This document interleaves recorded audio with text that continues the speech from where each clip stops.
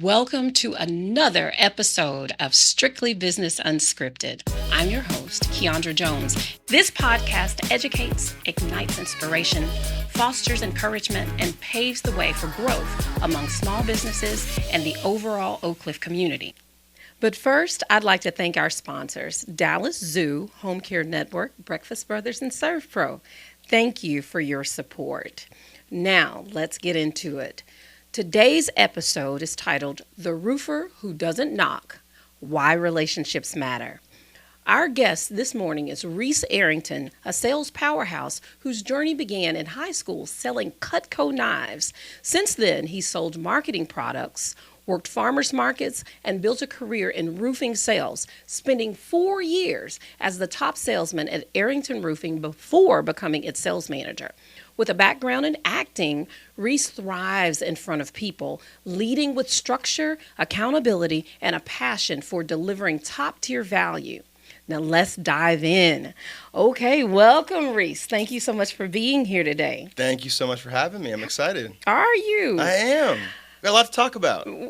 We have a lot to cover. When I was reading through all the things that Reese has done, I said, we don't have enough time. No, we don't. We don't have enough time. But I'm a fast talker, so we can get through it. We can get through it. Okay. So my first question I ask anyone is, who are you outside of all of the accomplishments? Who is Reese Arrington? Who is Reese Arrington? Great question. Thank you. Well, I'm a lover. I'm passionate. I love being around people. I thrive on social environments.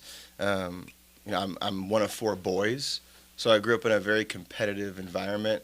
Growing up, I lived in Kessler, so I grew up in Oak Cliff. Okay. I've been here my whole life. My dad grew up, in Oak Cliff his whole life. So growing up, there were 5 boys across the street. So we had a baseball team between the two of us. Oh, wow. So I grew up in a very competitive environment. Loved playing outside. And that's carried into the sales environment and in the business world. So that's my history. I went to Texas State and I studied acting, so I have a BFA in acting. Oh wow! Yeah, it's pretty interesting. Yeah, it was really fun. And then after that, there's not a whole bunch of work in Dallas, and I didn't make the jump to LA, so I started working for my dad. And so that's kind of some work history. I think that answers the question. Yeah, hopefully. definitely. So I don't know that you knew, or maybe you do know this. So do you know how I met your dad? Mm-mm. So I met Chris. The chamber owned a building on Bishop and 5th.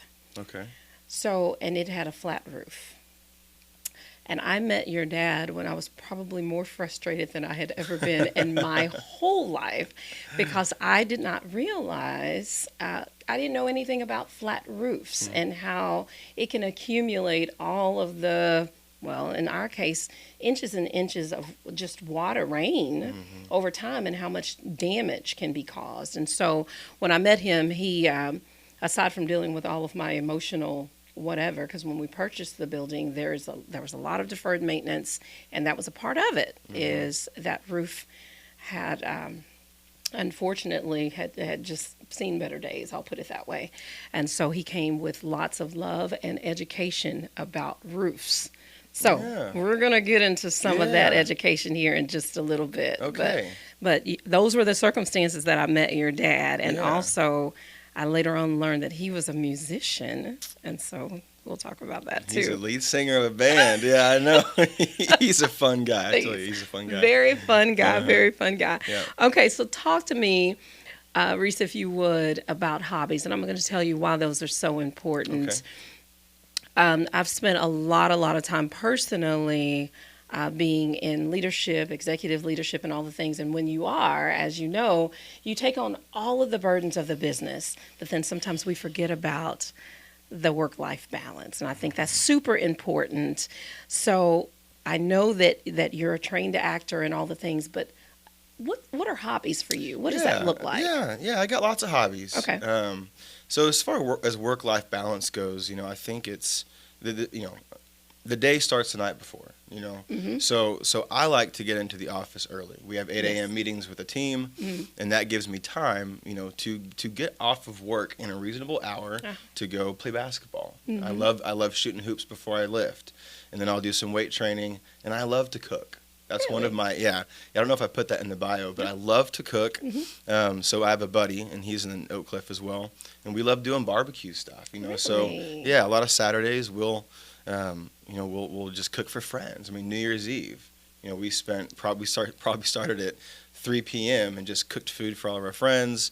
Tomorrow morning, I've got 25 people from the neighborhood coming over. I'm making crepes and coffee and casserole, and we're gonna have a little shindig. Wow. Yeah. So compartmentalizing your time, I think, is really important. Sure. Picking, hey, this is when I'm gonna be at work, and this is when I'm gonna take off. Yeah. Of course, things are gonna get in the way. Sure. But you just kind of take it as it comes. Yeah. But prioritizing, getting up early, getting started, getting those productive hours of the day out of the way. Yeah. Because about 2 to 4 p.m. statistically is the least productive day for anybody. I don't know if you feel it, that after lunch little drag. So give time for yourself. If you have a schedule where you've got to be working later, take off after lunch. Go work out. Go get your exercise in, and then come back to the office. But everyone's schedule is going to be different. Sure. Find what works for you. But for me, I like to try to power through the work, get everything done, load my days heavily in the morning, and then give myself time to go get in the gym, grab dinner with friends, cook for my family and friends. So that's what I love doing. I also love being outside, playing some disc golf, going to Top Golf. When I have time on Saturdays, I'll go to the golf course and play around. Yeah. But, yeah. To be so young, it sounds like you've got it figured out. So that's cool. That's really very cool. It took a while. I'm 33 years old. Not total misspent time, but when you get into your late 20s, you start to prioritize things differently. And so I started to prioritize health, and mental health as well is really important. Making sure you're taking care of yourself and making good decisions to set you up for success. Well, thank you. Well, goodness gracious, I didn't realize you were 33. I have a 30-year-old. You could be my son.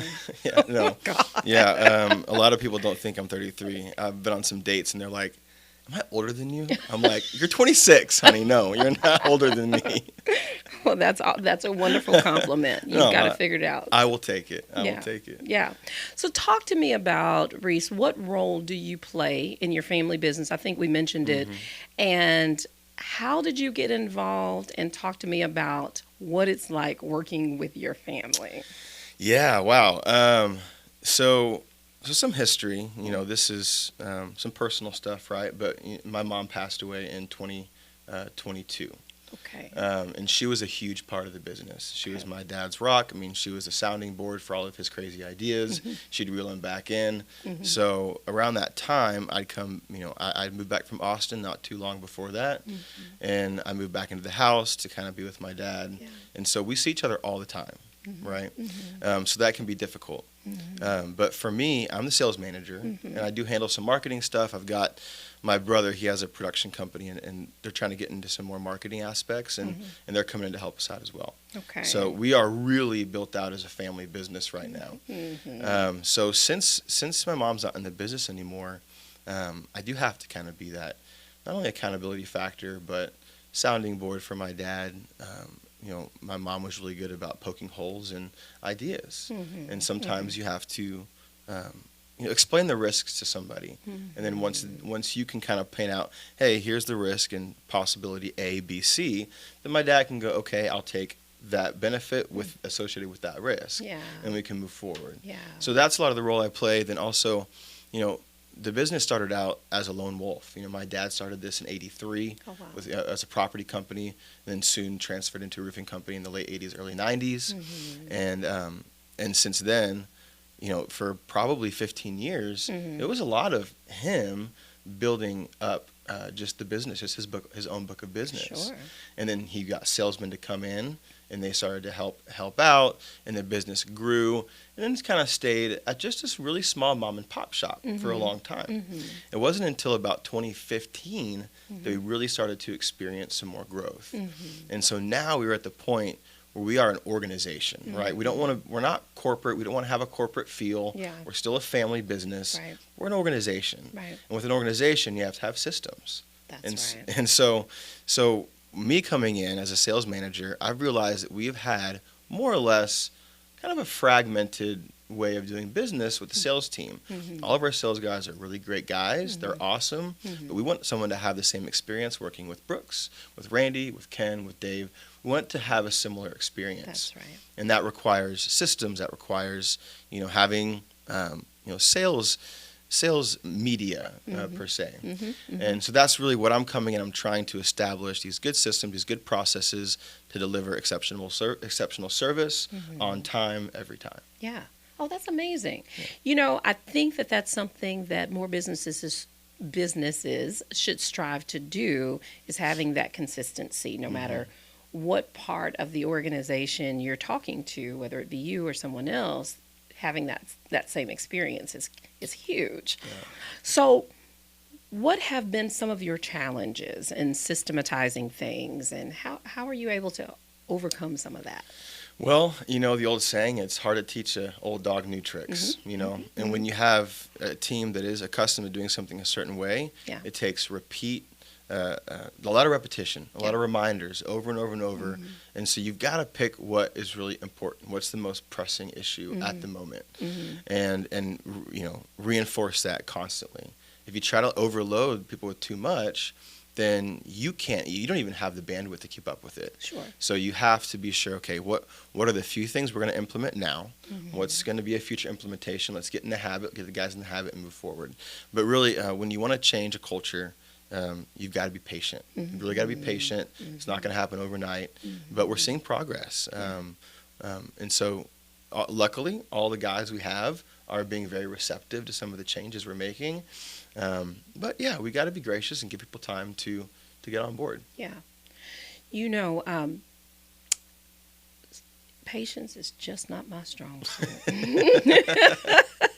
In all of these years, of working, being in the workforce, be it corporate or whatever, I have just learned that is probably my biggest weakness. I got a bunch of them, but that is my biggest weakness, is patience. That's tough. So you might have to come in and beat me over the head a few times and help me with that. That old dog and new tricks, I tell you, that's me. So talk to me about roofing. What generalized information should every homeowner, every building owner, what general information should we all know about roofing? Okay, roofing can be very complicated. Okay. Right? And so to not get in the weeds here, I want to take it back to kind of what you said earlier. When you first met my dad and you realized there could be 2 inches of water on this flat roof. So there's 2 different kinds of roofing. Really basic stuff for all you watching. This is the basics of roofing. Steep slope and low slope. Okay. Right? So steep slope roofs are water shedders. They shed water off through layers. You have a shingle, and the next shingle goes on top, right? If you spray water up here underneath the shingles, it's going to get in. It's just shedding water off the surface, right? Okay. Flat roofs are waterproofers. So you're essentially putting a swimming pool on top of your building. Now, flat roofs aren't actually flat. They have a slight gradient to it, very, very slight. Okay. We're talking a 1/4 inch over a foot, right? So it's just, or an 1/8 inch. I mean, it's just barely tapering off, so that water doesn't stand. And this is, a lot of people don't do it the right way, and so you'll find instances where it does pool, right? And that's a big issue. So when that water pools on a flat roof, you need a way for it to either drain, because sometimes you'll have a roof that's so large it can't run off to the edge, because you can't build it up that high, right? So you have to have a drain. So then everything would taper into a drain or to a scupper that would be on the edge of the roof, and it goes into a gutter. Okay. So that's the real basic aspect of how roofing functions on the flat versus steep slope systems. Okay. Yeah, and then and then you can get deeper into the products, right? But really, that is roofing in its most basic form. Okay, and so obviously, I did not know the basics of the basics of the basics, and still don't. I will tell you that I never considered how water would flow off of the top of a building until we were owning, as a chamber, something that, we had a swimming pool. It happens all the time. Horrible experience. So, and we're going to delve into that a little bit more here in a second, but what have you guys seen in terms of market changes over the last few years? How's the market changed? Yeah, so DFW is the number one area in the country for hail damage, right? So there's a lot of hail in Colorado, but for being such a largely populated area, we have so many homes. We have such a large suburban landscape that when the hail comes through, it causes massive damage. Okay. So we have, billions of dollars in claims every year. So DFW has traditionally been a storm market, and it's still going to be a storm market. That's not going to change, but it's been an insurance storm market. Okay. Now, insurance companies are they want out. So according to the Department of Insurance, there has been a 46% increase in premiums from 2021 to 2023. And that trend continued in 2024. And now insurance companies, they want out. They want out of Texas for the roofing portion. Wow. And they're doing this in a couple different ways to cover their losses. I think 2021 was the year, I think there was an ice storm. And so insurance companies, they lost in that year about $9 billion, and they collected $11 billion on premiums. So typically, they're at about a 2-to-1 ratio on what they collect to what they pay out. Right. But they're on like a 5-to-4 ratio that year. And so they really got hurt. Yeah. So they needed to recoup their investment somehow and prevent further losses. Insurance is a great thing. Everybody needs insurance. Right. But they've got to take care of themselves. And so what they're doing is they're raising their premiums, which we've seen skyrocket, and they're raising their deductibles, which is really going to affect the market in Dallas, to get back to your question. Because the market used to be I'm going to wait for a hailstorm. I'm going to wait to get my free roof. Now it's not going to happen anymore, because if you had a let's say a 1% deductible on a $500,000 home, it's $5,000, right? Sure. Let's say your roof costs $15,000. It's a large deductible. Sure. Deductibles used to be flat rate. Used to be at $500 or $1,000, but one's pretty common. So when that goes to 2%, now you're at $10,000 on a $500,000 home. Right. If it goes to 3%, you're at 15. If it goes to 5%, you're at $25,000. Yeah. If your roof costs $15,000 or $20,000, you're really not covered for that loss. Right. So what's going to happen are homeowners are going to have to begin to think long-term about their roof. They're not going to be able to expect that when a hailstorm comes in, they're going to get a free roof and pay nothing out of pocket. Okay. So the market is going to shift from insurance to retail roofing. Wow. That's going to be a huge shift. And homeowners need to be prepared for it, because we've discovered that a lot of homeowners, they do not have $15,000 or $20,000 laying around for a roof. Right. So that's going to make a big difference. So what that might do, how that might really manifest, is it might get homeowners out of asphalt products that are easily damaged by hail and into durable synthetic products, slate, tile, that can last for 40, 50 years and withstand hail. So that's how it's really going to start to change here. Wow. Yeah. Okay. So many questions to be asked there. Okay, so as a homeowner, how would I make the transition there? So I'm sure that I don't have a slate product, and I probably need y'all to just come to my house and tell me what to do. So what's the recommendation to go from the asphalt product? Yes. Mm-hmm. I mean, and I haven't obviously had any challenges, but how do we transition? What do we do in terms of getting additional insurance, or just eliminating it? Yeah, so there are a couple things you can do. There are deductible buy-down programs offered by your insurance company. It's a different line of policy written into your overall policy. Okay. So you can do that, and it'll buy down your deductible, right? That is one option. Okay. But like we said earlier, it's going to cost more money for the homeowner. Okay. The other option is to get into hard products, right, which are slate, tile, metal, and some synthetics, which I have a sample here I'll pull up in a second. Okay. And to do that, to get into the slate and the tile, the challenge there is structure. If the home wasn't built for that weight, I don't know if you've ever picked up a concrete tile or a clay tile. No. It is very heavy. Okay. Very, very heavy. Okay. We're talking about tripling, quadrupling the weight that's on your roof. So you might have to have structural reinforcements for that to happen. Oh, wow. The other big challenges are HOAs. A lot of HOAs, have it written that you can only put on a certain type of asphalt product. Wow. Yeah. And so we're working with some HOAs to get those changed. So I'll just show this real quick. Okay. A little show and tell. This is an F-wave shingle, and this is 3/5 of it. There are 2 more tiles that I broke off just to make it more manageable. I don't know if you guys can see that out there. But this is a thermoplastic product.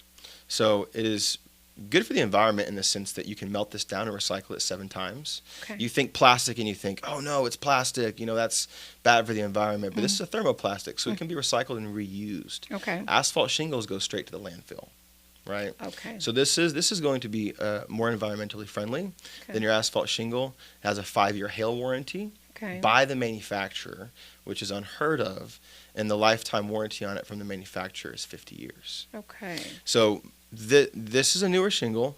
It's a newer product. Asphalt shingles, if you have a really awesome ventilation and the roof was installed really well, you might be lucky to get 20 to 23 years out of your asphalt roof if it's a thicker asphalt shingle, and this is going to last 50. So then we get into life cycle cost of roof. The more expensive roof up front isn't always the most expensive roof in the long run, and the cheaper roof up front isn't always the less expensive roof in the long run. Sure. If you take into account inflation, buying a roof again in 20 years, then that asphalt shingle really costs you a lot more money down the road. Okay. Yeah. So to transition from asphalt to hard products, check with your HOA, and then call us, and then we can come and give you a quote for those new products, and we'll show you all the cool stuff we've got. Okay. So that's great information. Information that most of us don't know, didn't have. What's the best way, Reese? Who should people call if they're in a situation just like me, where they probably need to transition? All the things. Who should they call? How should they get in touch with you? Yeah, call Arrington Roofing. Our number is 214-698-8443. You can go to our website and fill out forms there. We make it really easy for you guys to get an appointment with us. Okay. So if you just have a question, I know one of the titles of this podcast is, why relationships matter. We do a lot of repairs. Okay. So if you need a repair, if you need a replacement, we'll give you a very honest opinion on which one you need. We think that if we do a repair for you now, we've been in business for 40 years. We're going to be in business for another 40. Yeah. So if you're not buying a new roof right now, we hope you buy one later. Sure. But if you, a lot of roofers don't have that mindset because it's a long-lasting product. Right. But we really do believe in building those relationships, doing what's right for the structure, and putting on what needs to happen to minimize the year-over-year cost of whatever's on your roof. Yeah. So call us. We'll come out. We'll take a look. We'll give you options. We want you to We want to give you all the options, educate you on what's out there, and then you guys can make a decision on what you want to do. Yeah. Yeah, that's good stuff. And I know that relationships matter. Again, I have worked with Arrington Roofing, and it was such a great experience. Your dad is amazing, and he invites me to y'all's parties and things like that because of the relationship. And so I personally appreciate that, someone being totally ignorant about roof. Okay, so with that, I have a few more questions for you. I've got a long list of them. I guess I won't ask you all of them. But I know that we talked very briefly at the start of the show kind of why you got into the family business as opposed to acting. But what made you passionate about it? There's a difference in working for a place versus actually being passionate about it. So what creates the passion? Yeah, well, so the passion is solving problems. Okay. I really love to see how we can make things better. Also, I really enjoy being in a position where I get to make decisions.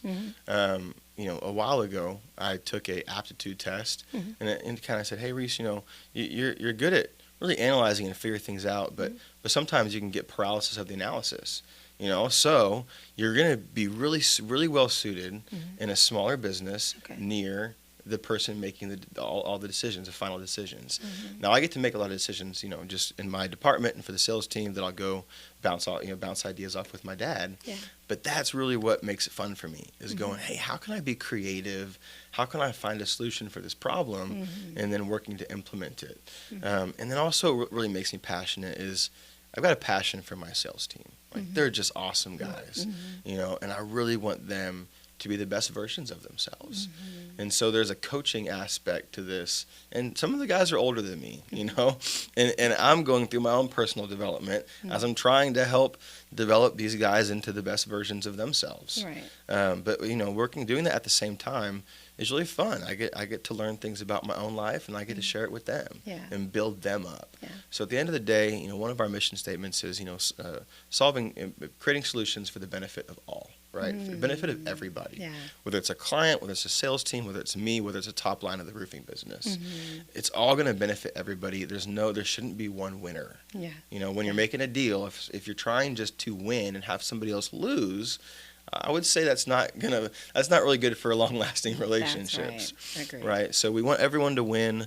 I really enjoy seeing my team get victories and watching us grow. So that's really what makes me enjoy this industry and this business. Yeah, that's amazing.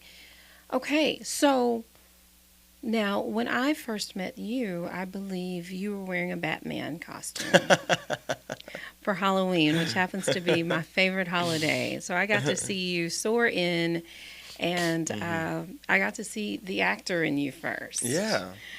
So talk to me about who, if anyone, is your favorite actor and why? This is going to be incredibly ironic. Really? Yeah. Christian Bale. Christian Bale is one of my favorite actors. Who is that? Christian Bale? I don't know. He played Batman. Oh! Shows you how much I know. Okay. He's like the best Batman ever. He's awesome. He was in The Fighter. He was just amazing in that movie.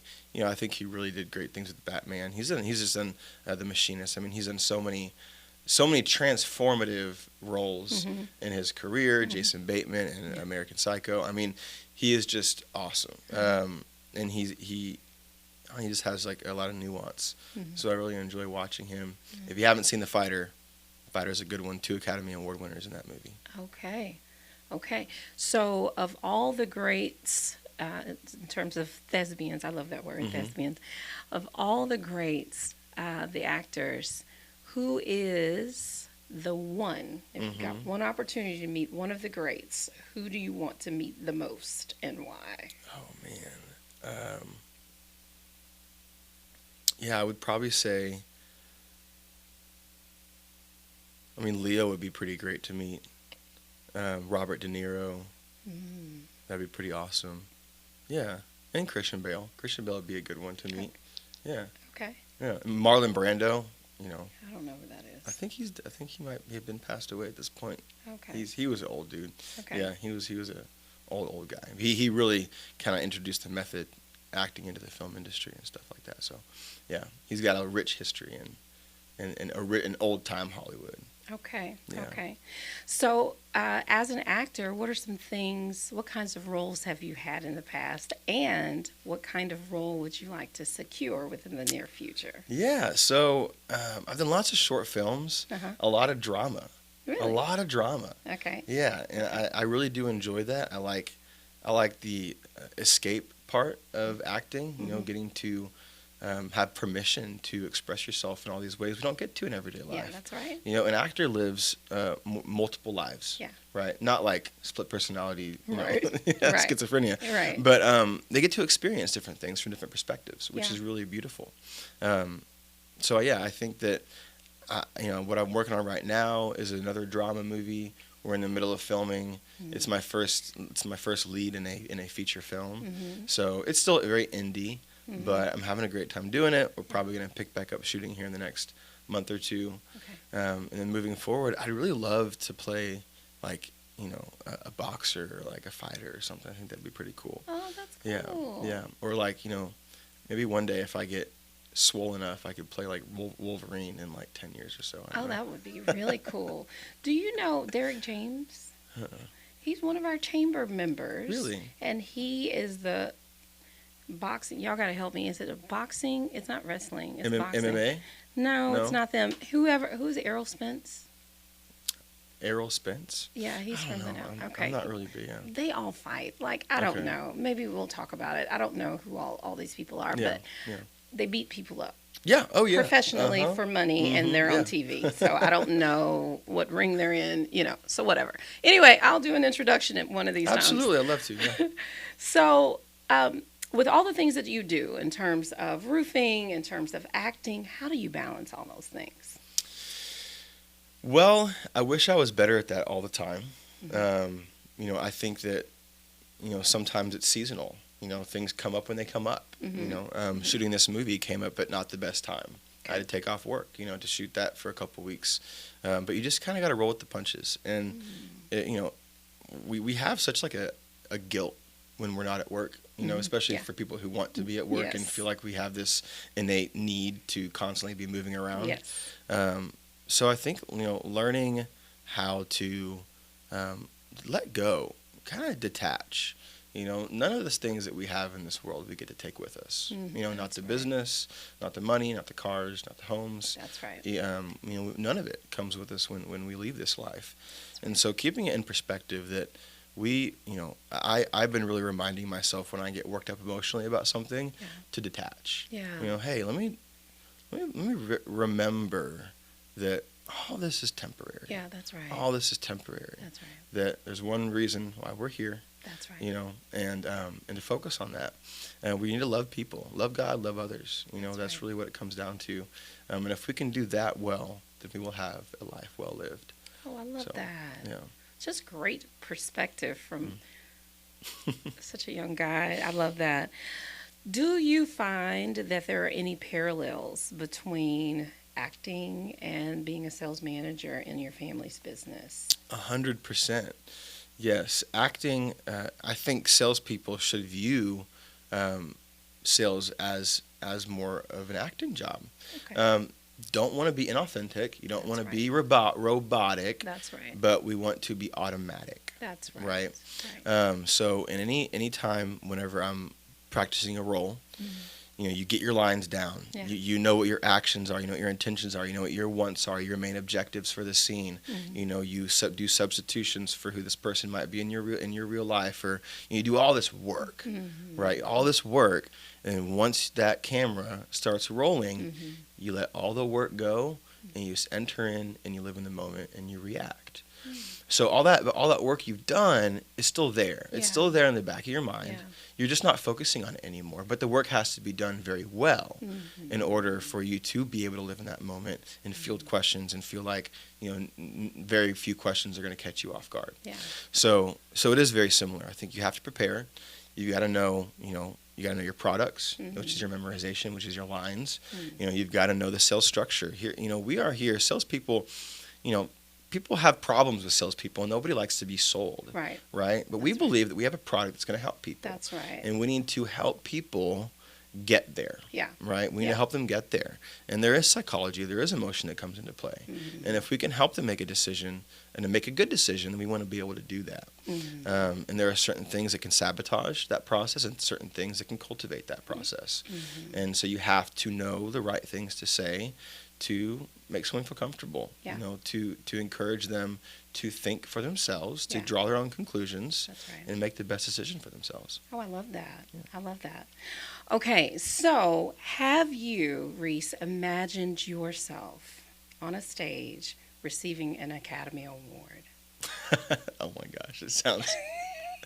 Of course I have. Of Okay. course I have. All right, Yeah. so Oh, yeah. I want you to Oh, give no. us your best Oh no. acceptance Oh, man. speech for receiving An Academy an Award? Academy Award. Can you do that? Oh man, I don't have it written down. I've just thought about oh my gosh. It's gonna be a lot of thank yous. Yeah, sure, I'll give it a shot. Okay. Oh my gosh, thank you guys so much for this Academy Award. Thank you to the Academy for nominating me. Thank you to all the other actors that have been nominated in this category. I've had a dream of doing this since I was a boy, and I never thought that I would get this far. I want to thank my family, my mom, my dad, for encouraging me and raising me. I want to thank my brothers, my agent, my manager, which doesn't exist yet. I want to thank my wife and my children that don't exist yet. And I want to thank God. I want to thank the Lord for blessing me and giving me the opportunity to tell stories. Thank you so much, and we'll see it again next year, baby. Yay! What a great speech. Yeah, was that all right? Yeah, that was right. wonderful. You got to keep it short. They cut you off after like 45 seconds. Yeah. What a wonderful speech. So, what advice would you give someone that's watching that wants to pursue both this business career as well as simultaneously being this amazing actor? What kind of advice would you have for them? Work for your dad. Find someone gracious who lets you take time off to go do other things. Oh, man. You have to be very passionate about it. If you love something, you will sacrifice time outside of your work schedule. Yeah. If you don't, then you won't. And that's a good indicator that you're not interested. So I know it might kind of be harsh, but the truth is that, I've sacrificed a lot of time. I'm going to miss a bachelor party for a trip. I'm going to miss opportunities. Yeah. And not encouraging anybody out there to sacrifice relationships. You have to, it'll happen if you're passionate about something. That's right. But if you love something and you're doing a job that, isn't in that field and you want to keep something else going, then yeah, you're going to have to give up something somewhere else. Right. So I want to keep doing the roofing stuff. I'm not leaving that. I do have an entrepreneurial mindset, and I think it's very fun to do multiple things and juggle things. And I think I'll start juggling more balls, as time goes on. I'm really excited for that. And also, it's a blessing that I get to work with my family, because during work, I'm still developing those relationships with my family, which is definitely a blessing. But for people that want to do something else, that want to balance multiple things, do what you love to do. And there's two ways for that to really happen. You can love something because you're passionate about it and you like the idea of it, which is fine, right?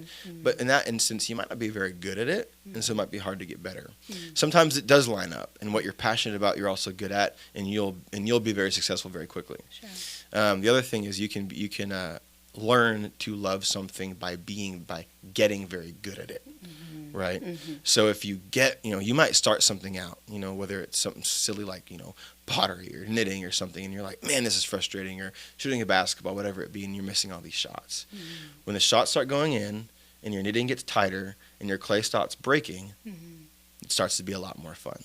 And you're like, I'm good at this. I'm good at this. So once you get good at something, that's when you can fall in love with something when you're good at it. So, I'd challenge anybody that if you're doing something that you're not super passionate about, just get really good at it. Get really good at it, and you will start to love it. Yeah, that's great advice. Thanks. That's wonderful advice. Okay, so it has become customary here that at the end of the show that we give you an opportunity to ask me a question. Oh, my gosh. So I want everyone who's listening, first of all, homeowners, building owners, anything in this area, please, we want to have everyone reach out to you and have you guys come out and take a look at their roof. Absolutely. Okay? Yeah. And so before we get into my question, one more time, tell folks how they can get in touch with you. Yes. To do that. Yeah. You call Arrington Roofing, 214-698-8443. Go to our website at arringtonroofing.com. Anybody listening to this show, we'll give you a free roof inspection, and we'll give you an inspection report. We'll give you some honest feedback with pictures on if you need to replace, if you need to repair, or how much time you have left, just so you know what's coming up down the line. If you have hail damage coming up in the spring, give us a call. You call your insurance company, but you can call us first. Insurance companies are slammed, and we can come out there and tell you, hey, there's a likely chance you'll get a claim, or you know what, we don't really see anything. If you want to go ahead and file a claim, you can, but we're not really seeing it. So we will love to come out and just get on your roof, just to give it a look over, prevent a leak before it happens. People call us when roofs leak, right? But give us a call before that. Let us find it. A lot of times, and just sidebar here, a lot of times roof leaks will be leaking, and you won't even know it because you've got this insulation in your ceiling, and so that insulation will get wet, dry out, get wet, dry out. Leaks getting bigger, the holes getting bigger where the water's coming through, and all of a sudden it shows up on your sheetrock. So every leak, or 90% of all leaks, have been going on for a while before the homeowner notices. Wow. Could be a long time too. So give us a call. We'll come take a look and make sure that your roof's in good shape. I love that. Okay, anything else that they need to know about their roof? That's great, because I need to schedule an appointment before you leave. I need that. Anything else that they need to know? Yes, there is one more thing. Okay. Yeah, ventilation. So ventilation is the lungs of your roof, right? It keeps your roof healthy. Okay. This is one thing that we always make sure we do on all the new installs. And even if we find a newer roof that needs ventilation, we'll go ahead and add it on. Okay. So ventilation does two things. It keeps your shingles healthy, and it's actually required by the manufacturer to have a certain amount of ventilation. You want to have equal intake and exhaust. So you're getting that hot air out of the attic, and you want that air to circulate 7 times per hour, right? And so we can do calculations to make sure that that's happening. Okay. And the other thing that it does is it can lower your energy costs. If your AC unit and those ducts are in your attic, or ducts are running through your attic, and your attic is 170 degrees versus 120 degrees, that system's going to work much more efficiently at a lower temperature. Okay. So you will absolutely save money on your energy bills if you do have a well-built ventilation system. Okay. Depending on how bad it was before, will depend on how much you save. If you had none, you could save 20 or 30%. If you had some, you might save an extra 5 to 10%. So. Okay. Yeah. Wow, that's good information. Yeah, ventilation is really important. And also, third thing, makes your shingles last a lot longer. Because, if you look at the life cycle cost, if you have a roof that costs $20,000 and it lasts 20 years, that's $1,000 a year. Yeah. If it lasts 15 years, and I don't know what that is, $1,300, something like that. Yeah. It costs more, right? Math is bad over here. Math is math. That is great information, Reese. I appreciate that. Absolutely. Okay. All right. So before we get out of here, what is one thing that I can answer for you? Okay, I think I got it. Okay. What is the thing that when you're doing it makes you feel the most alive? Karaoke. Really? I love You love karaoke? You love to sing? No way. Oh my God, I love karaoke. Okay, well the next time my dad does the band thing, you've got to come and you've got to sing on stage. I would love that. Would you really? Oh gosh, it's not good. Oh, okay. I will do it. No, I'm not. I'm not a vocalist. Is it on key? Yeah, I mean, I can find that. How about we start with the backup singer, or we'll work on promoting you up to lead? I'll be wherever y'all let me be. I come with props and all the things because I put on a show. It's just not a good one. Okay, follow-up question then. What's your go-to karaoke song? Oh my gosh.